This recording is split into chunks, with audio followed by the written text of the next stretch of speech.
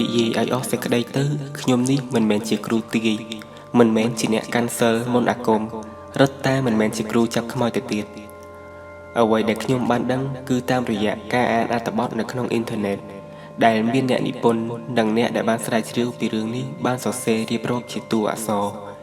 ខ្ញុំឃើញថាអត្ថបទនេះគួរឲ្យចាប់អារម្មណ៍ណាស់ជាពិសេសអារឿងខ្មោចព្រាយនឹងត្រូវនឹងចំណងរបស់ខ្ញុំតែម្ដងដូចនេះខ្ញុំក៏សម្រេចចិត្តដកស្រង់ពីអត្ថបទដើមដើម្បីផ្សព្វផ្សាយបន្តតាមរយៈជាសំឡេងខាងក្រោមជាការរៀបរាប់យ៉ាងក្បោះក្បាយពីរបៀបនៃការមើលឃើញខ្មោចគ្រប់វិធីទាំងអស់ត្រូវធ្វើនៅចន្លោះម៉ោង10ទៅម៉ោង12យប់កណ្ដាលអាធ្រាត្រនិងមិនត្រូវឲ្យហួសពីពាក់កណ្ដាលអាធ្រាត្រទេព្រោះចាត់ទុកថាឆ្លងចូលថ្ងៃថ្មីហើយថ្ងៃដែលត្រូវធ្វើនឹងមានឱកាសមើលឃើញច្រើនបំផុតគឺនៅថ្ងៃពុធនិងថ្ងៃអាទិត្យមនុស្សដែលមានឱកាសបានឃើញងាយបំផុតគឺអ្នកដែលកើតនៅថ្ងៃពុធថ្ងៃសុក្រនិងថ្ងៃអាទិត្យគ្រប់វិធីអាចឲ្យអ្នកផ្សេងនៅជាមួយក៏បានលើកលែងតែវិធីដែលបញ្ជាក់ថាត្រូវធ្វើតែម្នាក់ឯងគ្រប់វិធីត្រូវបិទភ្នែកតែបើបដូរចិត្តលែងចង់ឃើញត្រូវយករបស់គ្រប់យ៉ាងចេញឲ្យអស់ហើយសម្បើកភ្នែកវិធីទី1ឈ្ងោកមើលតាមចន្លោះជើងទាំងពីររើសស្លឹកឈើដែលជ្រុះធ្លាក់ពីដើមឈើណាមួយក៏បានតែត្រូវប្រកាសថាស្លឹកឈើនោះជារបស់ដើមនោះពិតមែននិងជ្រុះមិនឆ្ងាយពីដើមនោះពេកបើនៅចិត្តឬកាន់តែល្អ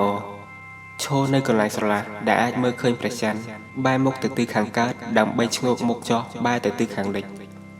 យកស្លឹកឈើដែលរើសបាននោះទុកនៅក្នុងបាតដៃចង់ធ្វើដៃបែបណាក៏បានតែហាមសំពះជាដាច់ខាត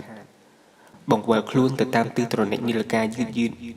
នៅពេលបង្វិលមកដល់ចំណុចដើមត្រូវទន្ទិញថាពុទ្ធោធិយៈចំនួន3ចប់និងធ្វើដដែលចំនួន3ដងបិទភ្នែកនិងនឹកទៅដល់ស្លឹកឈើនៅក្នុងដៃនិងដើមឈើម្ចាស់ស្លឹកហើយឲ្យគិតថាស្លឹកឈើនៅក្នុងដៃគឺជាថាមពលម្យ៉ាងដែលអាចហៅវិញ្ញាណបានហើយឲ្យគិតទៀតថាស្លឹកឈើនេះបានងាប់ទៅហើយទើបដាច់ចេញពីដើមហើយដូច្នេះទើបយើងអាចតាក់ទងវិញ្ញាណបានដោយដែលតាក់ទងនឹងស្លឹកឈើងាប់មួយនេះដែរបន្ទាប់មកឈ្ងោកមុខចុះយឺតចន្លោះពេលនោះហាមបើកភ្នែកជាដាច់ខាតនៅពេលឈ្ងោករួចនឹងត្រៀមខ្លួនគ្រប់លក្ខណៈហើយចូលតាំងស្មារតីឲ្យបានល្អរួចបើកភ្នែកឡើងខ្មោចនឹងចេញមកឲ្យឃើញតែបើឃើញអ្វីក៏ដោយសូមកុំរត់ឲ្យសោះទោះនៅឆ្ងាយឬក៏នៅជិតនឹងមុខក៏ដោយក៏ត្រូវធ្វើការណែនាំជាមុនសិនងើបមុខឡើងរួចបោះស្លឹកឈើចោលទៅនឹងដី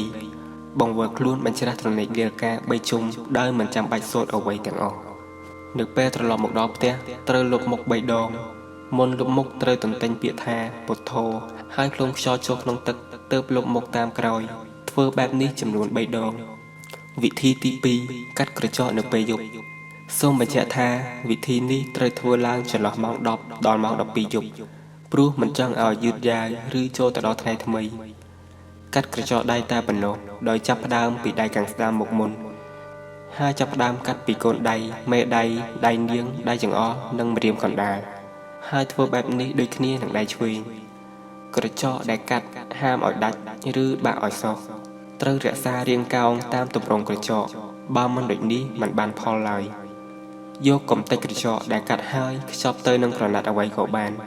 តែត្រូវជាក្រណាត់ពណ៌ខ្មៅនិងជាក្រណាត់ដែលធ្លាប់បានប្រើពីមុនមិនមែនជាក្រណាត់ថ្មីយកក្រចកដែលខ្ចប់ហើយទៅទុកនៅទិសខាងលិចនៃកន្លែងស្នាក់នៅពេលដើរចូលទៅដេកមិនយូរប៉ុន្មាននឹងមានគេមកកាត់ក្រចកនៅចុងជើងដែលអ្នកដេកនឹងឮសំឡេងគឺជាសំឡេងដែលគេកាត់ក្រចកយកមកសងអ្នកវិញបើចង់ឃើញត្រូវបើកភ្នែកឡើងតែហាមស្រែកឆោឡោឲ្យសោះព្រោះគេនឹងចាក់ចេញទៅវិញហើយអ្នកច្បាស់ជាសោយធំមិនខានព្រោះគេមកល្អដោយគិតថាយើងយកក្រចកទៅដូរឬទៅលេងជាមួយគេទើបគេយករបស់មកដូរវិញនៅពេលអ្នកភ្ញាក់ក្នុងពេលព្រឹកឡើងសូមទៅកន្លែងដែលអ្នកយកក្រចកទុកហើយលាក្រណាត់នោះចេញនោះអ្នកនឹងឃើញក្រចករបស់អ្នកដទៃដែលមិនមែនជារបស់អ្នកសូមនិយាយខ្សឹបថាអរគុណហើយយកទៅកប់ចោលកន្លែងណាក៏បានមិនចាំបាច់នៅកន្លែងស្នាក់នៅទេតែហាមបោះចោលឬដុតជាដាច់ខាតវិធីទី3បែរខ្នងដាក់កញ្ចក់ហើយលើទឹកមាត់វិធីនេះត្រូវធ្វើតែម្នាក់ឯងប៉ុណ្ណោះនឹងធ្វើឲ្យបានមុនពាក់កណ្ដាលអាធ្រាត្រ6នាទីដោយប្រើនាឡិកាដែលខ្លួនឯងប្រើជាឧបករណ៍វាស់ហើយអាចជ្រើសរើសធ្វើនៅក្នុងផ្ទះណាមួយក៏បាន ឈរបែរខ្នងដាក់កញ្ចក់លើកនេះបែរទៅទិសណាក៏បាននៅម៉ោង11:44នាទីយប់លេបទឹកមាត់ម្ដងរៀងរាល់1នាទីលុះគ្រប់6នាទីបានន័យថាអ្នកលេបបានចំនួន6ដងហើយនឹងដល់ពេលពាក់កណ្ដាលអត្រាតល្មមបិទភ្នែកហើយងាកទៅរកកញ្ចក់ងាកទៅខាងឆ្វេងឬខាងស្ដាំក៏បានតែត្រូវងាកយឺតហើយលេបទឹកមាត់ម្ដងទៀតគ្រប់7ដងហើយបើកភ្នែកនោះខ្មោចនឹងចេញមកឲ្យឃើញបើចង់បញ្ឈប់ពិធីសូមបិទភ្នែកហើយលេបទឹកមាត់ម្ដងទៀតជាការបញ្ចប់ពិធីវិធីទី4ពាក់អាវបញ្ច្រាសហើយដេកសំយងក្បាលវិធីនេះត្រូវធ្វើតែម្នាក់ឯងប៉ុណ្ណោះពាក់អាវបញ្ច្រាសដោយយកខាងក្រោយមកធ្វើជាខាងមុខដេកនៅលើគ្រែដែលខ្ពស់ជាងដីហើយសំយងក្បាលចោះមើលបន្ទាប់ពីនោះខ្មោចនឹងចេញមកឲ្យឃើញវិធីទី5ងើយមុខមើលត្រង់ចន្តាលវិធីនេះត្រូវធ្វើតែម្នាក់ឯងអង្គុយលើចន្តាលត្រង់កាំខាងលើគេហើយចោះមកម្ដងមួយកាំទាំងកំពុងអង្គុយគឺប្រើគូតចោះកាំចន្តាលនៅពេលដល់កាំចុងក្រោយឲ្យអង្គុយនៅកាំចុងក្រោយនោះដដែលរួចងើយមុខសម្លឹងទៅមើលកាំដែលនៅខាងលើបំផុតពេលនោះខ្មោចនឹងចេញមកឲ្យឃើញវិធីទី6ពាក់ខ្សែកព្រះត្រឡប់ក្រោយវិធីនេះក៏ត្រូវធ្វើម្នាក់ឯងផងដែរពាក់ខ្សែកដែលព្យួរដោយបន្តោងព្រះទៅក្រោយលាដៃឆ្វេងទៅម្ខាងហើយធ្វើមុំដោយដាក់កណ្ដាប់ដៃបុកទៅលើដីនឹងឲ្យកែងដៃបញ្ឈរឡើងទៅលើឆ្លោះមើលតាមចន្លោះប្រហោងដៃនោះនឹងឃើញខ្មោចជាមិនខានខាងលើនេះសុទ្ធតែជាវិធីដែលអាចអនុវត្តបានហើយប្រសិនបើអ្នកណាចង់ឃើញខ្មោចមែនអាចសាកល្បងវិធីណាមួយក៏បានតែខ្ញុំផ្ទាល់អេដមីនក៏មិនទាន់បានសាកល្បងដែរហើយក៏មិនចង់សាកល្បងនោះដែរខ្ញុំមិនចង់ឃើញរបស់ទាំងនោះឡើយព្រោះខ្ញុំជាមនុស្សដែលខ្លាចបំផុតខ្មោចព្រាយបិសាចនៅតែជាអាចកំបាំងដ៏សំខាន់នៅលើផែនដីដែលមិនអាចមានការបកស្រាយច្បាស់លាស់នៅឡើយម្នាក់ចូលចិត្តស្ដាប់រឿងអស់ទាំងនេះ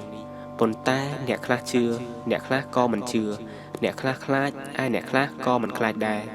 យ៉ាងណាសូមកុំប្រមាថឲ្យសោះរាត្រីសួស្ដី